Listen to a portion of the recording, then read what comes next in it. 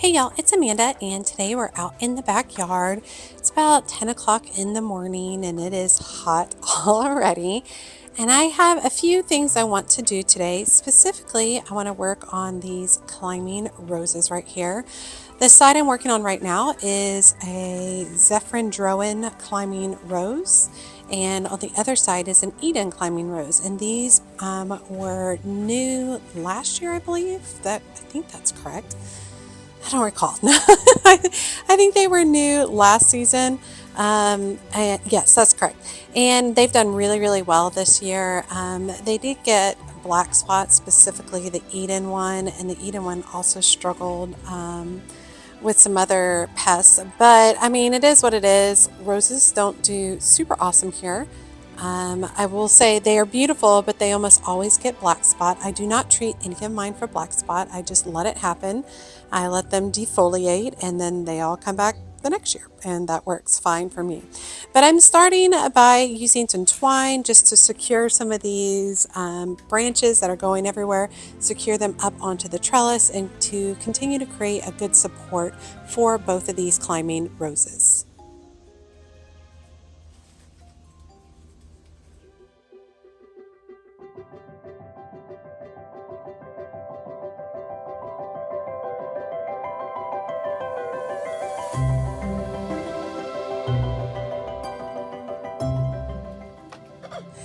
So I used a chair that I keep outside to kind of get up higher. I think I really need to pull out the ladder though, in order to really kind of get these to start connecting in the middle. Up top, I'm not going to do that today. I'll wait until it's cooler outside, maybe sometime in the fall to start doing that. But I am at least getting them over to the vertical trellis and get them going up the correct direction.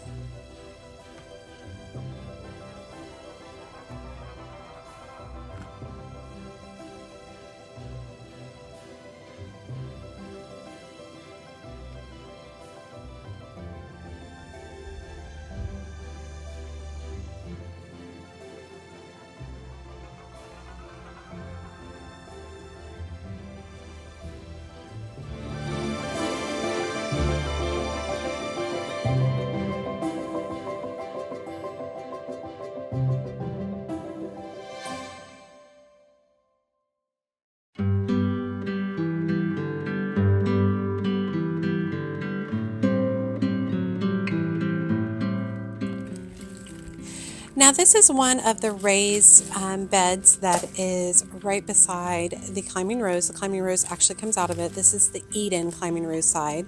And I'm doing a little trim back of this Powys Castle Artemisia that is just very happy here. I actually think that these raised beds on either side are going to become raised beds specifically for growing produce. And I think this Artemisia and some of the other perennials in this bed are going to get transplanted in the fall into the new back garden that I've been working on. Now right here I'm cutting back a coreopsis. That's really pretty. It's a bicolor coreopsis. It's done beautiful in this space, but it's time for a haircut and maybe it'll give me another flush when the temperatures cool down a touch. And then I'm also going to be removing all of the dead foliage from the rose. The rose got black spot and dropped all of its foliage, which is pretty typical. And so you'll see me going in here kind of digging out all that loose diseased foliage, making sure I remove as much of it as I can from the base of the plant. And that's just healthier for the rose over the long term. Like I said, I don't really treat for black spot because I would have to treat over and over and over again. It's just not worth it for me. And I know that these roses will survive. I just don't get as many flushes as other people who don't struggle with black spot.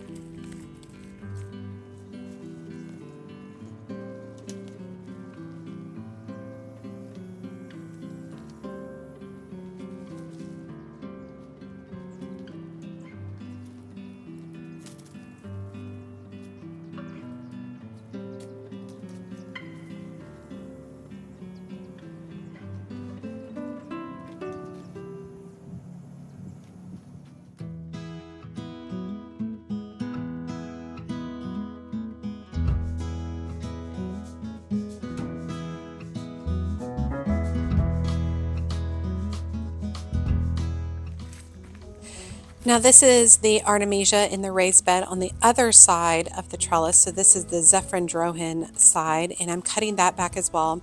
And all the plants in this raised bed I'm pretty sure are going to get transplanted as well, including this Artemisia as well as the Cestrum. It's an orange peel Cestrum. Right behind it. And like I said, both of these planters are going to become produce planters. But I'm not ready to do that. It's way too hot for me to be transplanting at this point in time. So I definitely have to wait till September, October time would be best. But just doing a little bit of trim back. I do have a dahlia tucked back in here, so it needs a little bit more sun.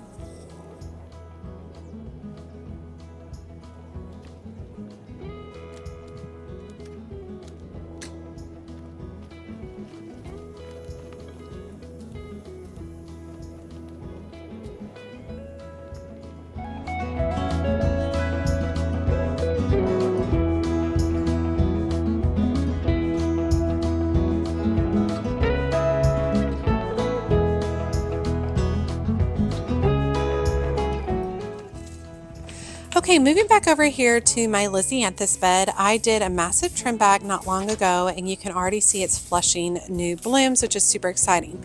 In addition, I planted some sunflower seeds here, and not a one came up. I don't know what ended up happening, but none came up. So I'm going to do another quick cleanup of the nutsedge. The nutsedge needs to be treated with a nutsedge killer. I just haven't done it. I bought it, I have it, it's ready to go. I just need to confirm that this is not going to be a bed that's going to have edibles in it in the future, because I don't want to treat with the nutsedge killer if I have any chance that I might be planting something edible in this bed. So I'm still working on thinking about it. For time being, I'm pulling up the nutsedge that I can, and I'm going to be replanting this with a mix of Benary's giant zinnias, and I'll show you all that in a moment.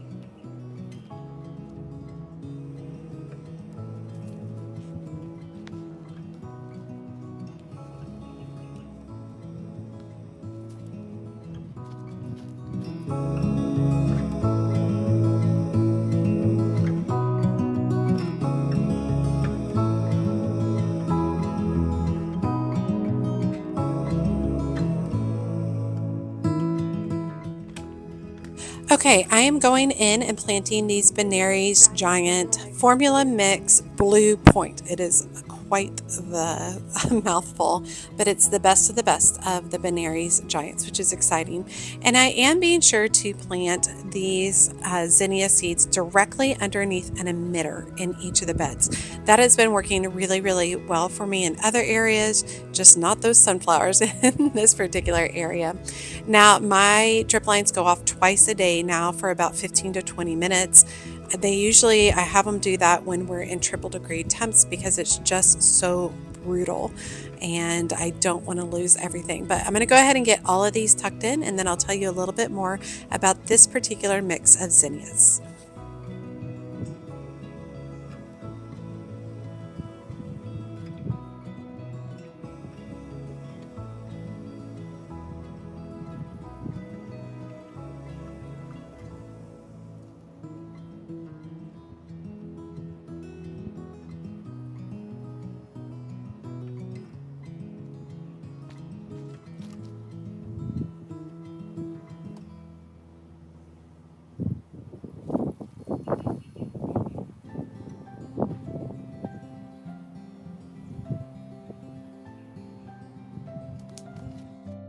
Let's grow one of the best zinnias for cut flowers. Benary's Giant Formula Mix produces huge 4 to 6 inch blooms in shades of vibrant colors on sturdy, disease-resistant stems. Growing 40 to 50 inches tall, it thrives in full sun and blooms continuously from summer until frost. One of the key things to planting seeds at this time of the year during the hottest temperatures is making sure that those seeds stay moist. They cannot dry out during the germination process or they are ruined and you have to start all over again. So I am watering these in really well, and that's one of the key reasons for putting them under emitters so that they get watered quite frequently. Now I'm shifting over to this America Climbing Rose and I'm doing a little deadheading on it. I am making sure to prune directly above a set of leaves, a set of 5 leaves.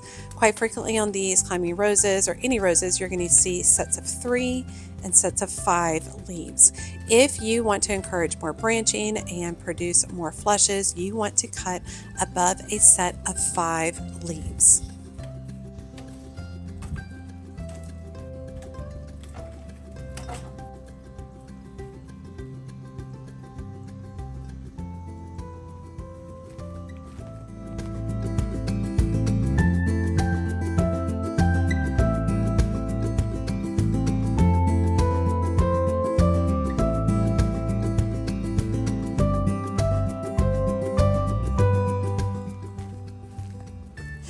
Now I'm going to do a quick harvest of peppers, specifically bell peppers and Cubanelle peppers, and then I'm going to harvest some cherry tomatoes as well.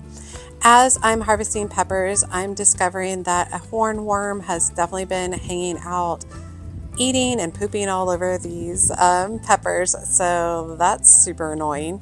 I looked for him for a while and could not see him. I might have to come back out at nighttime with a black light in order to be able to find him and get rid of him, but I could not see him on any of the plants. And there's got to be multiple hornworms because one plant definitely had damage and there was another plant that did too. And I mean, you can see my exasperation. He ate all the way through the actual peppers. I'm like, oh, he even ruined the fruit. It's the worst, super annoying. But anyway, I'm doing a quick harvest of these. I'm also pulling off any fruit that had any kind of damage from the hornworm, and I just toss them on the ground. I just leave them there. But yeah, that's just what I'm doing, pulling those off so that the plant is not trying to help those fruit survive. I'd rather it focus on regrowing leaves.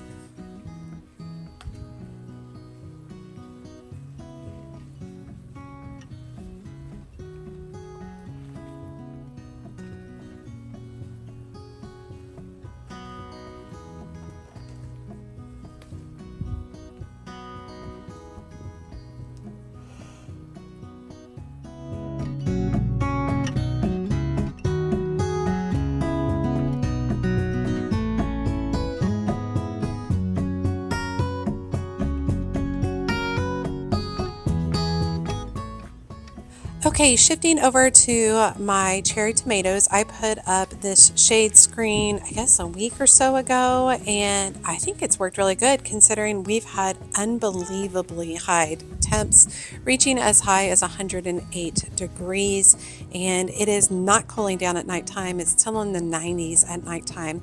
But I put up these shade cloths this week, and I think they've done really well. I haven't seen any disease on my tomato plants spreading profusely. It's still flowering like crazy. I don't know how much fruit it will actually produce at this point. It's just so hot even for the pollinators at this point.